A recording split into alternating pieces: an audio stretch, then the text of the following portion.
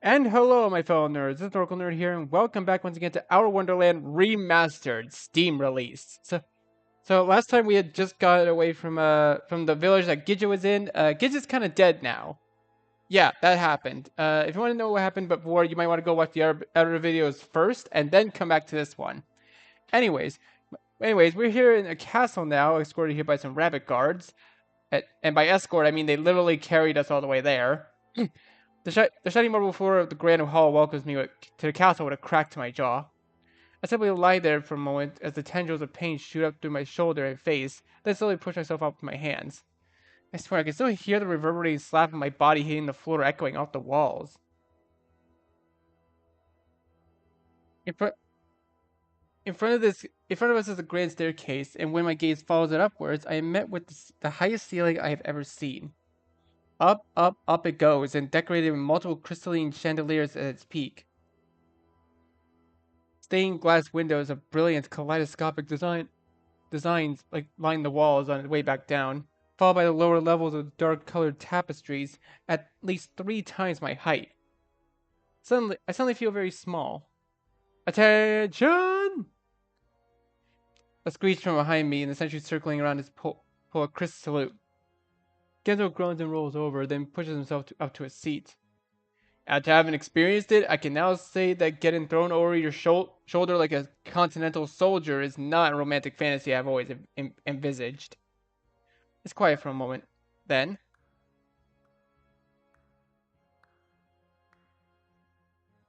I wonder who that could be. Far from the hallway, a small figure emerges, clapping its hands together slowly.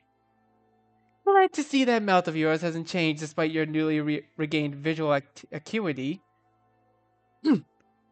It's Orlam. Fucking Orlam.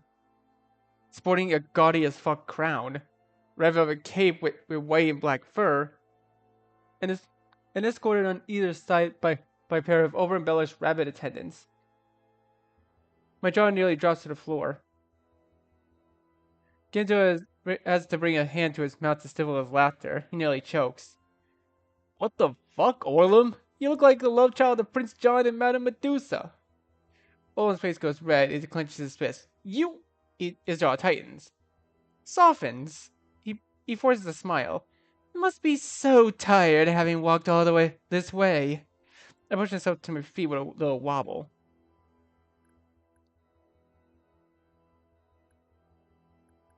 It's a little much. The look's not so bad. I mean, I guess. The look's not so bad, I muse as I try to find my balance. Pretty regal, actually. Orm's eye twitches. Thank you, Iggy. His smile trembles just a second. I should have known you of all people would be able to appreciate my work. I take a step forward for stability, only for near a century to thrust a spear right in front of my stomach. I jerk backwards as a stumble almost sends me back to the floor. Now, there's no need for any of that. Willem spreads his arms. These are my guests. I want you to treat them with nothing but the most utmost respect. He glides towards us, little K fluttering, and the sentry pauses, but ultimately retracts his spear. Orlam tuts beneath his breath. He brings his hand up to fix my collar, brow rising momentarily at the sight of my throat. Dear, he shakes his head and then again. Dear, you really are a mess, aren't you? Well, what have you been through, you poor thing? I run a hand through my curls awkwardly. A lot, is all I can say. His hand goes to my cheeks as he clicks his tongue. Come, I demand you to get cleaned up, then. We feast. Surely that will have you in better spirits, no? He gives me my cheeks a little clap with his fingers and throws on an arm around my shoulder. I mean, sure. Gendo helps to his feet next to me and straightens his hat. Who died and made you king, huh? I feel Orlan's fingers digging into my arm. But he just smiles that off-kilter smile of his, laughs, every syllable is perfectly enunciated with an identical gap between each. Wouldn't you like to know?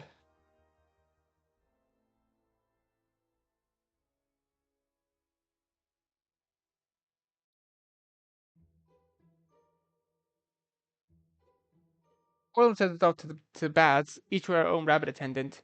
Our own incredibly doting rabbit attendant. It's weird enough that my attendant helps me undress, but it gets exponentially weirder when the moment he gets me to the tub and begins scrubbing me down. You know I can wash myself. I say as I blow a cluster of bubbles off my nose. The rabbit has my wrist in the air and is currently scrubbing the underside of my arm. His Majesty wants to ensure you're spotless. Is the only response I get. Only the only the cleansing. Once the cleansing is finished, I feel as though I've lost about 3 layers of skin. I'm toweled off and dressed in a thick white robe. Then it's to the large vanity where my curls are blown dry and where I'm given a choice view of the state of my face for the first time. I glance in the mirror. Purple and brown bruises from the circle around my throat, coming to head with beneath my ears, and my cheek are lined and with rough red scratches. Even my eyes look bad, dark and red and sporting twin black circles that stretch towards my nose. My attendant finishes brushing my now fuzzy hair. I place my glasses back on my nose, thankful their thick frames hide some damage on my eyes. There's a knock on the door. Another rabbit enters the room holding a neatly folded set of clothes. It's only a second to realize they're my own. Oh, wait, when did you... They've been cleaned and dried and perfectly pressed. I have no idea. I have no idea how. I couldn't have been in the bath longer than 20 minutes. My attendant, of course, has no inclination of letting me dress myself. Raise my arms as he tugs my shirt over my head, smoothing it carefully across my front and back, then tugs me into my pants and cinches the waist tight with a clasp. My fear of doing something wrong and everything going to hell supersedes my severe discomfort of this whole situation. Once I finally finished, the attendants lead me back out into the hall. Genzo and his attendant emerged from the door on opposite side at almost exactly the same time. He looks disturbed. Was that the weirdest fucking thing you ever experienced, or did they do this something different to you? He hisses as our attendant goes back downstairs. You mean the bathing and everything? Yes! He shoots me his attendant a very wary look. I definitely spent too long on my dick. He feel my face flush. I didn't really pay attention. Truth be told, I spend most of the time in the back with my eyes closed and thinking of England. Bottom of the steps, we turn right, and the rabbits take us down the grand corridor lined with either side of the Titanic-sized flags. Each one passes a darker shade of red, leading to a giant set of double doors at the end of the hall. Two more rabbit attendants step to the side of the door as the door swings open on their own like magic, revealing an enormous golden ballroom. And at its center, a long table piled high with some of the most opulent food I've ever seen in my life. Plump roasts, golden rolls, buttery pies, cakes with more tears than I can count. And colors, so many colors, bright and valid with all the steaming hot sitting atop brilliant bronze tableware that gleams in the light of chandeliers. There's even a real working fountain pumping out what looks like pints of liquid chocolate? My eyes practically bug out of my head. Next thing Genzo begins to sign the cross in front of his chest. Forgive me, Father, for I have sinned. A feast for the eyes, no? We spared no expense, a laugh. Not that we would need to. Genzo twitches. Do you have to do that creepy coming out of the shadows thing like some kind of fucking rodent? I mean, he does have a rat tail, so... Orlam just smiles, his already heavily lidded eyes squinting further in amusement. I get to eat like this every night, but I'm sure it's quite a treat for both of you. Yeah, we're really impressed with your ability to wish your way into power, Genzo rolls his eyes. Orlam ignores him. He ambles over and throws his arm around both of our shoulders. Gentlemen, it's been so long.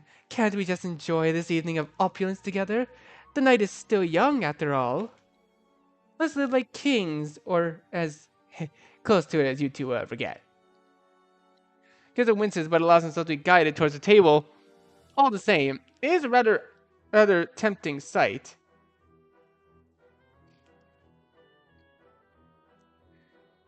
We're seated on either side of the table, more sets of rabbit attendants scurrying to ready our chairs. Orlam himself sits at the head of the table, an extravagant throne that looks like it could fit five of him inside of it. Or perhaps sits isn't the right word, more like lounges. He leans back amongst a pile of cushions and blankets lining the seat, chin balanced on his palm. Then he raises his arm in the air and snaps his fingers. One of the rabbit attendants waiting aside the far door darts over and places a golden wine glass in his outstretched hand and immediately fills it. Olin swirls it and takes a sip, glances at us, both simply watching him in awkward disbelief. He raises his hand in extra aspiration. Eat! Eat! I side my head back towards the food. I am hungry. Famished, even. I haven't had anything to eat since arriving here. I reach forward and begin grabbing some of the best looking items off the table, filling up my plate. He snorts as he forks a glanced side of the roast and rips it half off with his teeth. You sure got everyone whipped around you. I mean, what do you expect? I am the king. I can do whatever I want, and no one's going to stop me. He takes another gulp of his wine. It feels good to be respected for once. I spoon a dollop of buttery potatoes into my mouth. My mind goes immediately to the town outside and the woman we saw dragged screaming from her home. A little iron-fisted, isn't it? They shrug. A shrug. They needed discipline. You should have seen the place when I arrived. Nothing but chaos, anarchy. No one to keep the masses in line. This is followed by a smirk. I'm making great progress. Oh, I get it. No one likes you, so you have to force them to like you. Should have expected no less from you, Big O. Orlam twitches, but otherwise doesn't react. He has an ever-present smile. Wine, gentlemen? His arm goes up before we have a chance to respond, and another snap sends two rabbit attendants to the table ready to glasses to serve. Oh, sure. Don't mind if I do. Genzo promptly down to about half of his glass in one gulp. I sip slowly at my own, washing down a chunk of what seemed to be bacon-wrapped asparagus. My gaze goes back to Orlam.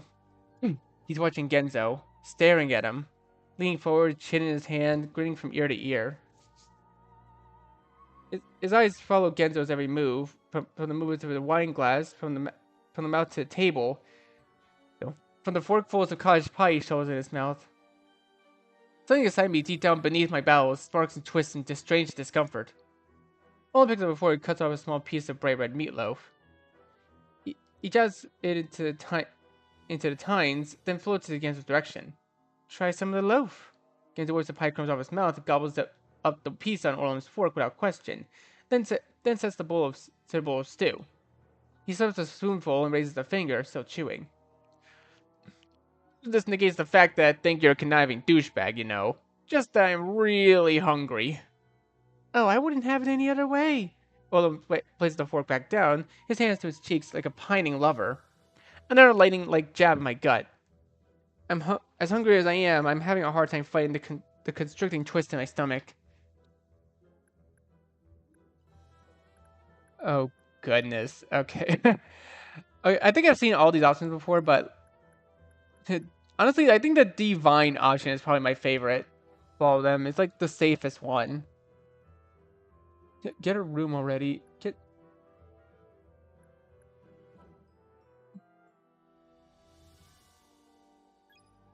I let out a loud cough up in my chest. Damn, these potatoes are divine.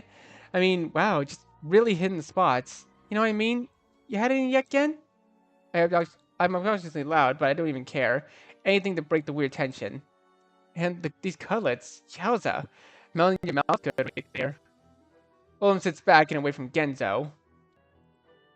I catch a flash of annoyance in his eyes, but it quickly morphs into amusement. Enjoying yourself, are you? It is pretty damn good, isn't it, Iggs? Genzo laughs, mouthful of food. I haven't eaten like this in he blinks, seems he forgot what he's gonna say. And instead rolls his fingers over a plate of cream-filled eclairs. Glad you gentlemen are pleased. I wouldn't want my guests to be disappointed. I swallow a chunk of the cutlet in my mouth, but feel some of the anxiety disappear down into my stomach with it. Where do you get your food anyway? Must be a good source. Orlam rests his cheek on his knuckles, grinning as though delighted by a joke in his head. Oh, it's very good. Close by, too. Only the freshest cuts make it to my table. I gotta say, if there was one thing that could keep me here, it would definitely be the food. The cream from the eclair somehow made its way into Gendo's nose.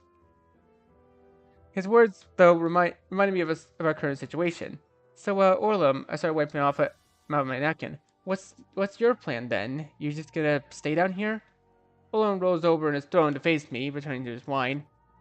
Oh, I don't know. Just playing it by the ear, I guess. It's not like anyone's going to miss me up there.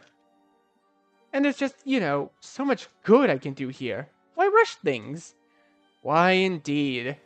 I muttered to myself, disguising my words with my wine glass.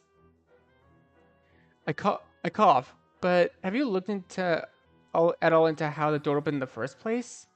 You obviously have quite a bit of reach down here. You could be looking into what's going on, searching for bucks. Well, and blows a raspberry. Sounds like a lot of work. He raises the wine glass above his head, slowly spinning it back and forth. Besides, if Bucks is down here, she must not want to be found. I certainly haven't seen any traces of her, and neither have my men. Genzo guffaws.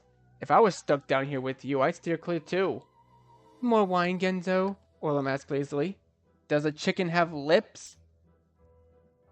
Another snap of fingers. Then the rabbit attendant returns to the table a newly opened bottle of wine filled up Genzo's glass. Despite the blasé response, his words do give me pause. Orlam's rabbit guards seem to be everywhere. If even they've never run into Bucks, maybe she really isn't here? But that just doesn't make any sense. Something wrong, Iggy? Orlam leaning towards me this time. Not enjoying your food? I give a little start. No, it's not. Run a hand through my curls. Tiny tendrils of sweat are beginning to form on my forehead. Just not feeling super hot, I guess. Maybe I need to lie down for a bit. Of course. You surely have been through quite the ordeal. He snaps his fingers. Guards, take Ignatius to the room we've prepared. He needs his rest. Two guards emerge from the main doorway and march over to pull my chair away from the table. I stand up somewhat hesitantly and throw Genzo a look across the table. He's still chomping away happily. Catch up with you later, Iggs. Yeah, okay. Sleep well now, Orla waves. And the guards lead me out of the room and back to the hallway. My head is really starting to feel fuzzy now. Sweat dribbles down the back of my neck. A cold chill sends goosebumps up and down my arms. The guard take me up multiple flights of stairs. My legs feel more jellified with each landing we reach. Finally, we turn down the hallway lined with ornately carved doors. They open the door, and on the left, they beckon me inside. It's slightly dim inside, nothing but a fluttering candelabra on the bedside table to light the room. And quiet, too. Somehow, it cools the intense beating starting up in the back of my head. I head straight for the bed. It's enormous and piled high with soft white pillows, and when I shirk off my pants and slip under the sheets, it feels heavily on my skin. Tired. So tired. My eyes close on their own. Hot, dizzy, tired. There's a thrum in the base of my skull. I think of Genzo chomping away at the table, of Orlam and that eerily cloying smile. Had Orlam always been like that? I can't seem to remember. Mousy, for sure, but never downright creepy. I can see him. I can see all of them. They're sitting at the table in the cafeteria, scarfing down trays of their hamburgers, peas, and carrots. Orlam's next to Genzo, serving quietly on his milk carton. He smiles when Genzo talks. Laughs harder than anyone when Genzo makes a joke. I'm still waiting in line for my food. I grab it and head towards the table with my friends. Hey, Eggs is here! Genzo glances up at my arrival. Make room! He elbows Orlam hard, and Orlam goes tumbling off the bench, milk splashing up and down his shirt and face. Sit your ass down here, Eggs! I stand there for a moment, looking at the vacated seat, looking at Orlam on the floor. Orlam returns the gaze helplessly. Finally, I sit down and push Orlam's tray out of the way. I don't say anything.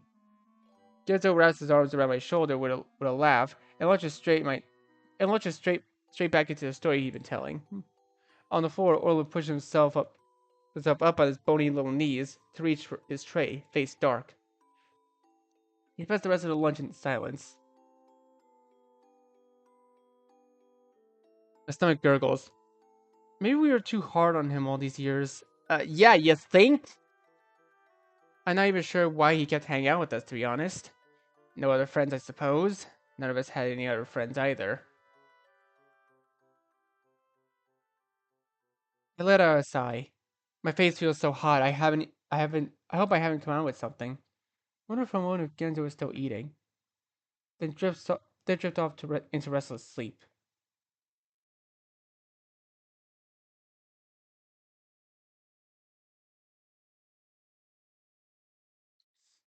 What do you want, Iggy? What do you wish for more than anything else in the whole world?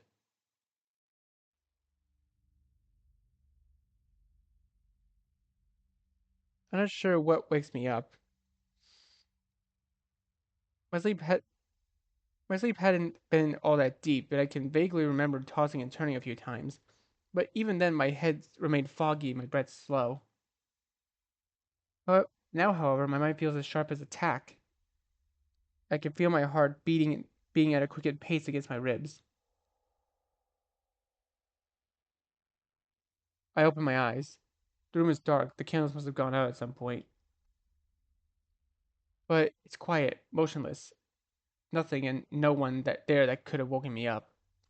I stare up at the ceiling. My forehead and cheeks are sweaty. My legs feel restless. A strange feeling in my gut from dinner is back. Not quite as pronounced, but still there, lying low, every so often sending twinges of anxious nausea into my stomach. I roll over, pause a moment, then slide my feet off the side of the bed and sit up. I reach for my glasses and will to my heart to calm. But this isn't working. I'm probably just anxious. Who wouldn't be after everything that's happened? Maybe a short walk will help. Get some air, cool off a bit. I trudge towards the chair where I left my pants in a crumpled pile and slouch down to put them on. I grimace and turn up my nose. My mouth tastes awful. Maybe I can find the kitchen and get some water while I'm at it. I yawn and head for the door. The light of the hallway blinds me for a moment as I step outside. It's equally as quiet out here as it was in the room. And once I'm able to look around, I find myself alone. No guards, no attendants. It's one long empty hallway with door after door. I wonder where Genzo is. Did they put him in his room next to mine? Another yawn. I started forward down the hallway. I'm pretty sure I can remember the way back downstairs, and by then I'm sure there'll be someone I can ask directions, or even to go get water for me. The attendants certainly seem willing to help. The hole opens up, widening as it curls around to connect to the stairs. I trace my hand along the railing as I start down, taking it slow and easy, keeping an eye out for one of the rabbits. One flight, two. I make it to the bottom with still no sign of life. Up ahead and through the archway, I see a wide expanse of grand hall. So I entertain the thought of calling out for someone, but ultimately decide against it.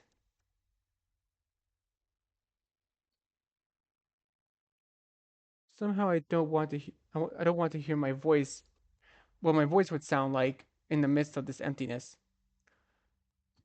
I start for the hall, only to freeze. Footsteps. More than one. In fact, a whole lot of footsteps. But they're in the opposite direction, away from the hall and down windowless corridor to my left. I blink in silence, chew on my bottom lip, then walk quietly, ever so quietly down the corridor. There's a fork up ahead, and when I peek around the corner, I see the tail end of a battalion of rabbits at the end of the long hall. They're moving away from me.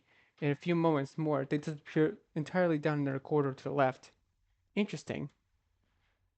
I've forgotten about the water entirely by this point. The sparkle of unease in my gut had gotten stronger and is now pulling me down that, that hall after them. Profound grimace behind me. I follow, sil- silently, stealthily, but quickly enough that I don't potentially lose them around whatever twists and turns await. I make it to the next corridor, pause, and chance a glance. Nothing. They're gone. I pull back, furrow my brows. I check the second time. Still nothing. I pull away from the wall entirely and creep closer. There aren't any forks or hallways to turn down, just one straight track heading for the far wall. And yet they simply disappeared? I scratch my head. Well, that was weird. I step towards the wall, placing my hands against the stone, but it feels solid. At least as far as I can tell. I give it a frustrated slap. Then with a low rumble, it moves. Whoa! Oh, I step back with a start.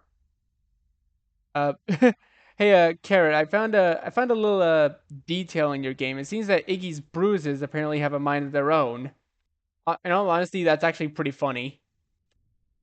Whoa! I step back with a start. First, it moves backwards as though recoiling from my touch. Then, with a grinding creak, it rattles my jaw. It switches gears and pulls off and away to the right, leaving behind a nearly stone tunnel in its wake. Guess that explains that. I mumble out loud without realizing it. The tunnel appears dark at first, but I can see a light further down. Despite my misgivings, I can't stop at this point. I'm in way too deep. So I push forward and into the darkness, one hand on the wall like some kind of guardrail into the unknown. The first thing I notice is smell. It makes my nose twitch, curl upwards. I don't even know how to describe it. Like a stew that's been in the pot too long and everything's starting to congeal. The further I walk, the stronger it gets. And plugging my nose doesn't help. It's in my lungs now, coming back up to my mouth like a damn towel on my tongue. I stop for a moment. It's starting to make me dizzy, but I wipe at the clammy film on my sweat on my forehead and neck and keep going. Lighter, brighter, hotter. And now the smell seems practically solidified and sticking to my own skin. Is it just me or is my vision getting blurrier? I think my vision's getting blurrier.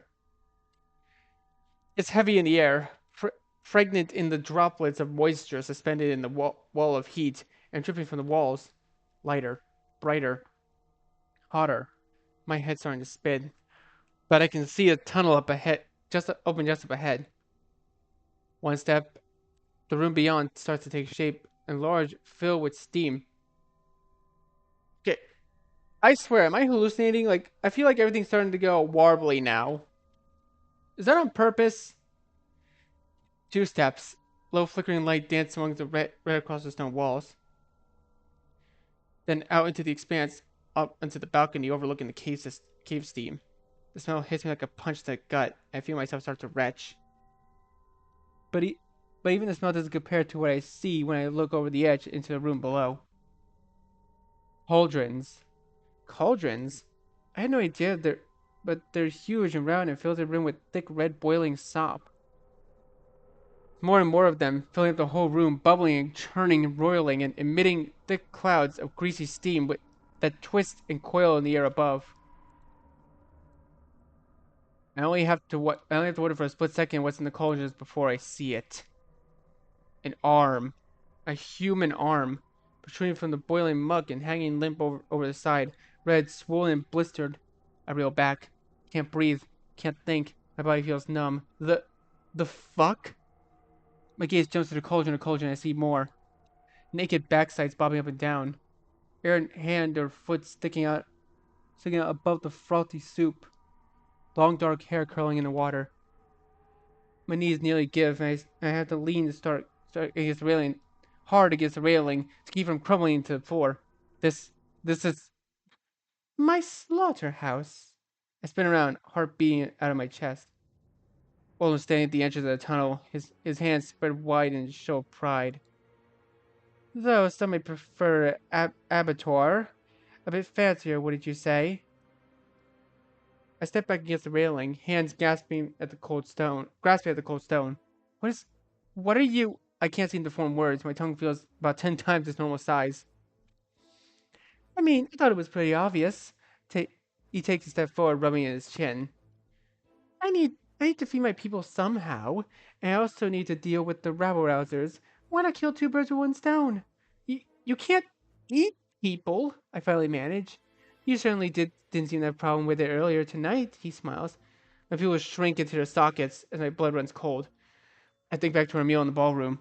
Even roast and meat, pies, and the bacon wrapped sauce asparagus. Bile rises in the back of my throat before I can stop it. I'm lurching forward and spilling the contents of my stomach on the floor. Owen watches me in disconcern. Once the convulsions of my stomach stop, I rise back up shakily, vomit dripping from my lips and down my chin. you, you're sick! I cringe and bring a hand to cover my mouth. Well, you know what they say about glass houses. Orlam saunters over and reeling and looks down at the house of horrors. The flickering light colors his face in red in the steam. You know, I was going to leave you out of this. This is a matter between me and him, after all. But, well, you had to go snooping and find this place. And I'm afraid that just won't do. Kings need some of their secrets to stay just that, secret. He turns towards me with a playful smile. I take a step backwards, a thousand alarm bells going off my head. Where's Genzo? Probably just waking up, I would imagine. I twist towards the railing, eyes searching the room frantically. And then I see him, far off to the right, lying on the floor, surrounded by a circle of guards. Genzo! I screech. Orla begins walking towards me. I spin around in panic. We Orlam try for the stairs. Uh, I don't remember if what we say here matters at all. Uh, I I don't remember which option killed me last time. Like, I'm pretty sure pleading with Orlam killed me, right? Try for the stairs. My fight or flight mode kicks in. I need to get away. And right now, the stairs leading down the room seems like the only way to go. I dash towards them, only to see a trio of guards already at the bottom making their way up. Fuck, fuck, fuck, fuck, fuck. I step backwards slowly. But Orlam is standing right behind me now. You know, it's really a shame because I did always like you, Iggy. His smile. It's too wide, taking up his whole face. In fact, in another life, we might have been good friends. I wonder how things would have turned out then, Another group of rabbit guards move behind him. I'm trapped on either side. My lips, my jaw, even my eyes feel like they're quivering, quaking, fluttering in time with my racing heart. I suppose we'll never know. It's at a moment something hits me from behind. I go out like a light.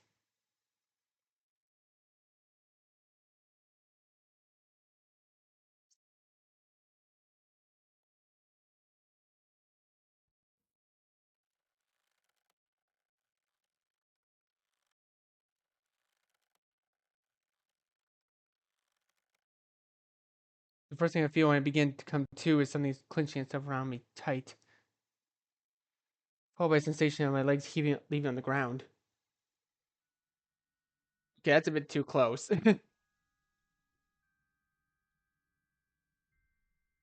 Ah, good. You've come too. Wouldn't want you to miss all the fun. Now wake up, Sleeping Beauty. Rise and shine, you overgrown lush.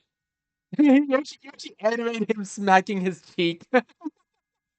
Okay, that's actually kind of funny. Genzo coughs, groans. Remind me to thank John for a lovely weekend. Yes, you ate very well, didn't you? Then had a nice nap like the little piggy you are. Unfortunately, it's time for you to let the piggies go to the market. Genzo looks 10 shades of confused. He still seems out of it, watching Orlan with his jaw slack and one eyebrow cocked.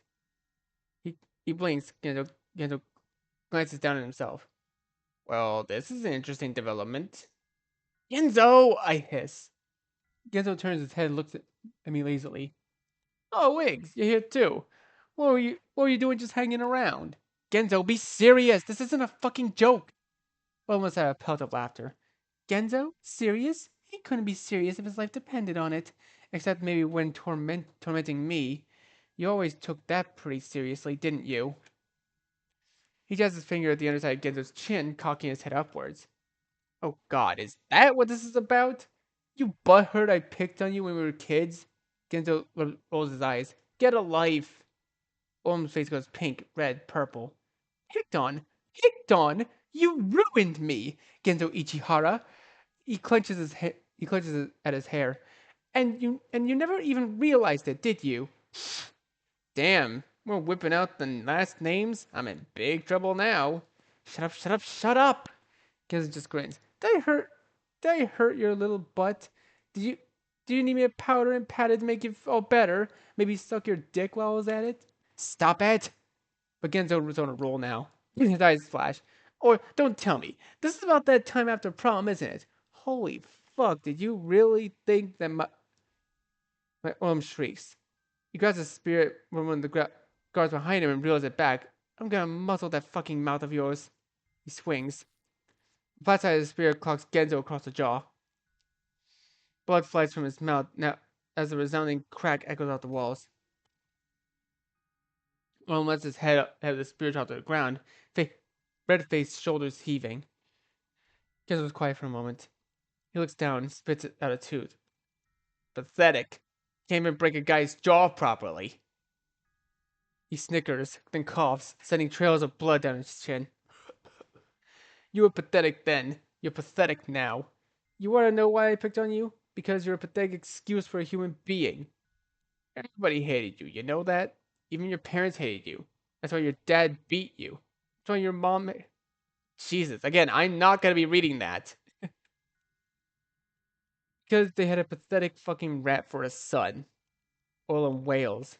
He brings his hands to his cheeks, clutching his face, clawing at his eyes. The wail morphs to a scream deep and heady, ripped straight from his lungs. He reaches for his spear, reels it back, then slams it against his chin again, then from the opposite direction. And again, Genzo's head wrenches back and forth like a subsequent crunch. Finally, Orlam crumbles. As the spear fall from his hands, sinks to his knees, his face to his palms. Genzo's face is a wreck. His jaw tilts awkwardly to one side. Bloody welts decorate his chin and cheek. Another cough this time. He sends out a pint of blood on the ground, along with a handful of teeth.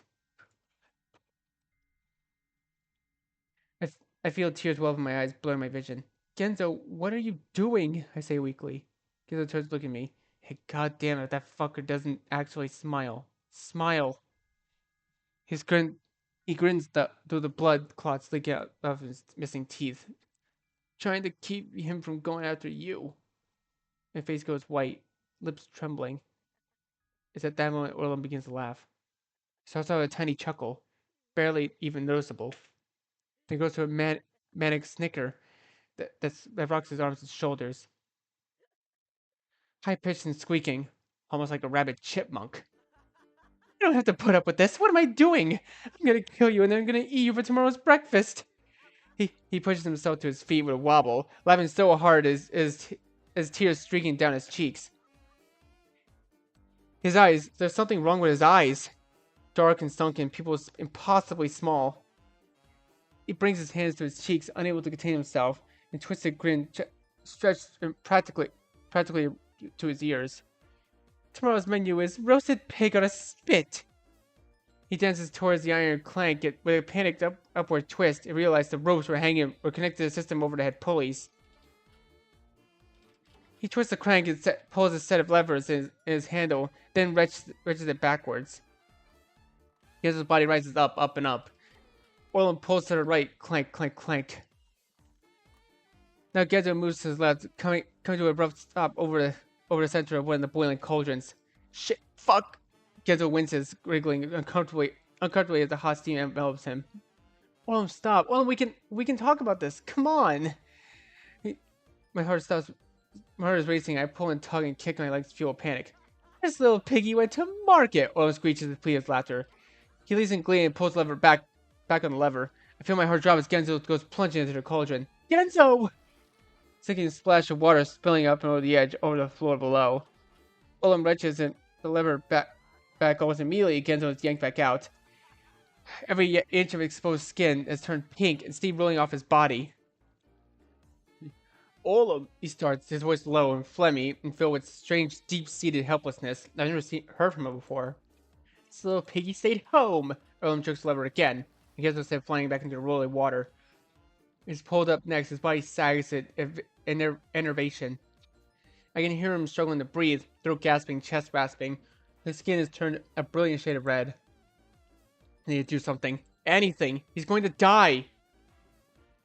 I twist my head from side to side, looking for something, looking for anything, taking the surroundings. But there's nothing. Just like cauldron after cauldron after cauldron. And beyond those, Orlam and battalion rabbit guards. Fuck, fuck, fuck, fuck. This little piggy had roast beef. I heard Orlam squeal at the telltale sound of lever, followed by a giant splash. I don't even look this time. I don't have to look. I have to figure something out. That's when I see it. The cauldrons! Either because there was a rush job, or Orlam and his men had no idea what they were doing, they're actually pretty precariously structured. They're held up above roaring fires by nothing but wooden planks on each side, but without any sort of additional support. If even one of those planks were taken away, I don't have time to wonder if it'll work or not. I start swinging. There's a cauldron not far to my left, and with a little momentum, I may be able to reach the closest plank. I hear Genzo pull out of the water. He gasps and sputters, his breath sounding like being wrenched across sandpaper, like nails on chalkboard. Further, I build momentum, swinging and swinging. This little piggy had none. Another splash. All the rabbits are so focused on Genzo they don't even notice my antics. Closer and closer. Reach on my foot and swing over. I touch the plank. I can reach it. I just need more power. One more swing. 2 more swings. I'm going pretty fast now. That might be enough. I might be enough. I heard Orlam shriek again and pierced laughter, setting my heart into overdrive. This little piggy went wee all the way home. I fly forward and kick every ounce of strength I possibly muster. My foot connects. There's a sharp snap, and the plank goes spinning away from the cauldron. Spinning, so everything suddenly goes very fast after this. There's a heavy growth from the cauldron as it tips forward. Then snap, the digital weight breaks under the planks. The cauldron falls into fire, with thundering crash, and rolls forward, spilling gallons and gallons of rolling, frothing muck across the floor towards the group. Oh, and screeching and jumps back on a crushing wave. The third guard follows suit, leaping back in fear. What are you doing, you idiot? Orlam yelps. You're wearing armor. Go stop him. Clean that up. But sir, the rabbit clutches in front of his spear. Iron is highly effective conductor of heat. Wait, walking in that boiling water would cook our feet in miniature kilns. Orlam clutches his hair in disbelief. You useless lagomorphs! I don't waste a second. I begin bouncing and kicking as hard as I possibly can, pulling and yanking and stretching the rope until, with one forceful jerk, it snaps. I go tumbling to the floor. I landed with a splat in the hot water and I give out a breathy yelp. My arms and cheeks burn with it. It's so hot that it makes my eyes water. But I can't let it stop me. I roll towards the piece of wood scattered from the fire. It's still burning and smoking, and slam my back straight into a particularly glowing remnant. Burn, burn, burn, damn it! I can smell the coils of rope singeing. I feel heat transferring through my skin. I press down hard, begin wriggling, pushing out of my arms, snap the charred bits of rope the moment they become weak enough to break. But it doesn't take long. With a jagged rip, the fibers of our ropes loosen and come apart, which is enough for me to snake my arms out of the bindings and frantically pull the rest off.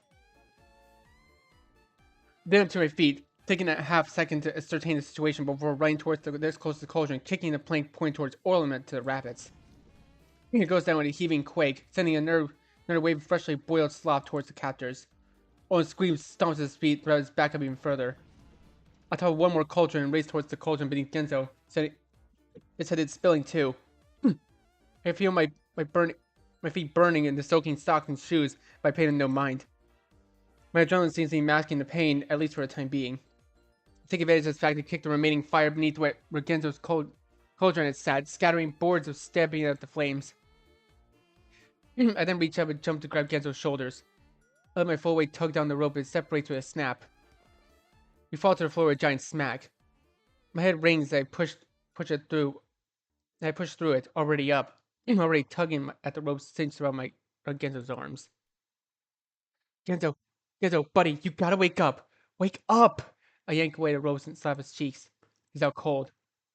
His skin deep red, thick leather shoe splotches the decorated neck and chin and forehead. I feel myself sweating just from the steam spilling up and away from his body. Wake up, wake up, wake up! I can't carry you! Tears of frustration prick my eyes. He finally lets out a cough. When he cracks open his eyelids, they've gone white. Eggs, he croaks. I can barely hear him.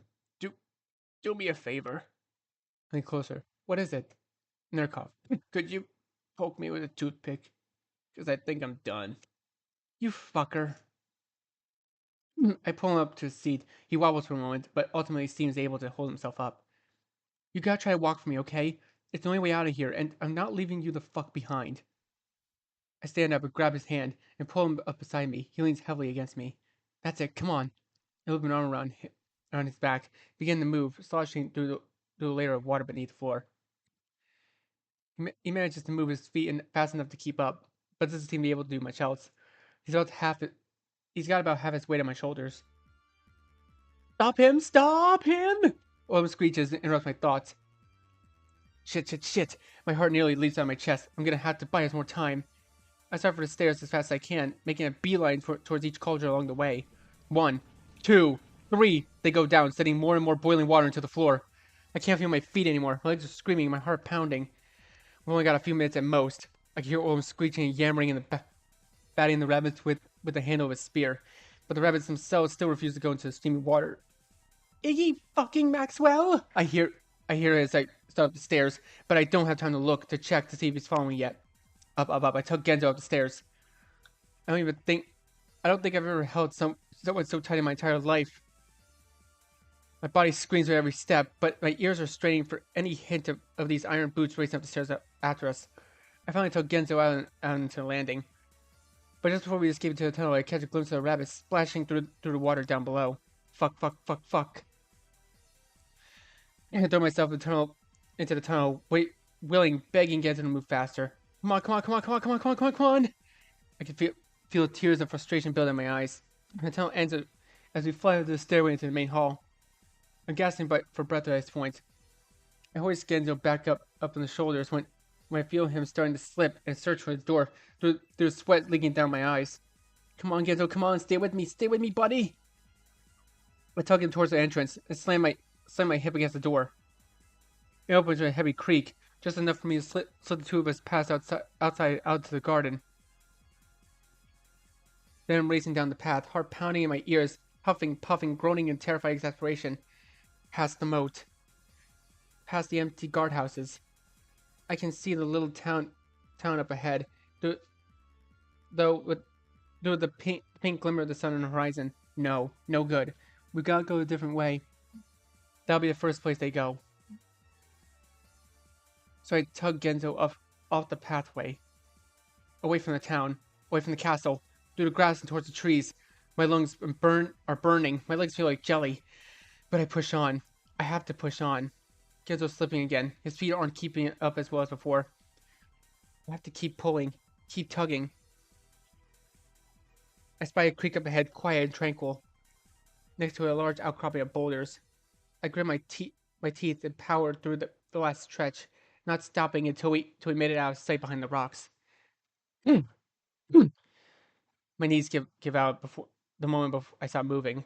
I sink to the ground, taking Genzo with me. Fuck! I can barely breathe. I lay there for a moment, eyes closed, then check on Genzo, rolling him over onto his back. His breath is strained and raspy, almost as though he's trying to breathe through a straw. And his eyes are just barely cracked open. Genzo? I wipe at the sweat on my forehead, cheeks and neck, my heart still beating in my ears. Genzo coughs, his face looks so awful I can barely bear to look. Bastard, he finally ekes out. Should have figured he'd find one last way to fuck me over. He pulls his lips into a little half smile. Here, I was hoping I could get a good look at you one last time. I bite down on my lip, staring at his clouded eyes. They're gazing vacantly up at the sky. Here, come on. I pull his head into my lap because I don't know what else to do. Oh, damn, this is nice. Best pillow guy could ask for. I wince, try to smooth down his hair. Twinge of guilt in my diaphragm is back, curling and curling and twisting and eating away at my insides. I blink, and the Genzo in front of me is suddenly much younger. Even as hard as I have tried to block it from my mind, the memory still feels fresh. Almost like it happened yesterday. Thunder rattles in the window pane next to the bed, shaking the house, shaking up through my gut and my ribs and my heart. Right. I know this is an awkward place to leave it, but I think I'm gonna leave this episode here for now, and we're gonna continue where we left off at the memory segment here. So, anyways, thank you guys so much for watching this video. Be sure to leave a like, comment what you think, share this video with your friends, and be sure to subscribe and click the bell so you don't miss a single notification. I'll see all of you in the next video. Goodbye.